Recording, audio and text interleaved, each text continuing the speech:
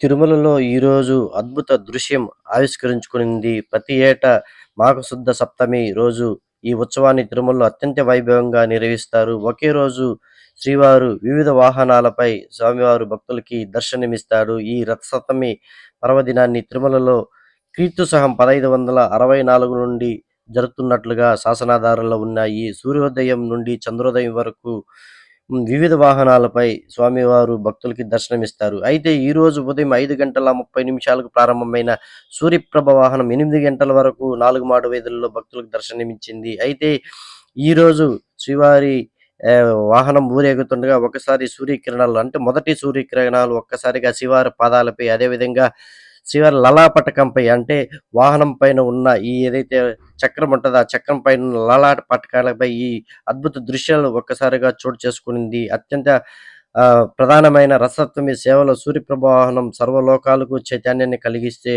అని చెప్పేసి కూడా చెప్తుంటారు. అదేవిధంగా ఈరోజు 6:45 శ్రీవారి పాదాలపై ప్రసరించి అంజలి కట్టించాడు. ఈ వాహన సేవ అపురూప దృశ్యాన్ని తిలకించేందుకు ఉదయపూర్వం నుండి ఎంతో ఆసక్తిగా ఎదురు చూస్తున్న వేలాది మంది భక్తులు ఒక్కసారిగా భక్తి పారవశ్యంతో పులకించారు. భక్తుల గోవింద నామస్మరాల మధ్య శివారి వాహన సేవ అత్యంత వైభవంగా జరుగుతుంది. ఏదేమైనప్పటికీ ఈరోజు ఉదయం 6:45 ఒక్కసారిగా శ్రీవారి లలాపటకంపై సూర్యకిరణాలు పడిన దృశ్యాలను చూసి భక్తులందరూ కూడా ఎంతో భక్తి పారవశ్యంతో చెందినారని చెప్పవచ్చు. ఒక్కసారిగా 4 మాడ వీధులను భక్తులందరూ కూడా గోవింద నామస్మరణల మధ్య ఒక్కసారిగా గోవింద గోవింద అంటూ కూడా గోవిందుని తలుచుకుంటున్నారు. మరోపక్క ఈ దృశ్యం నిజంగానే ఒక అద్భుత దృశ్యంగా భక్తులందరూ కొనియాడుతున్నారు. ఏదేమైనప్పటికీ ఉదయం నుండి సాయంత్రం వరకు వివిధ వాహనాలపై స్వామివారు భక్తులకు దర్శనమిస్తారు. ఈ సందర్భంగానే ఉదయం 6 గంటలకి ఈ అద్భుత దృశ్యం అయితే తిరుమలలో చోటు చేసుకుంది. మరోపక్క వేలాది మంది భక్తులందరూ కూడా ఈ అద్భుతమైన దృశ్యాన్ని చూసేందుకు తరలివచ్చిన భక్తులందరూ కూడా భక్తితో శ్రీ గోవింద నామస్మరణలతో ఒక్కసారిగా 4 మాడ వీధులు మారుమోగాయి అనేసి చెప్పుకోవచ్చు.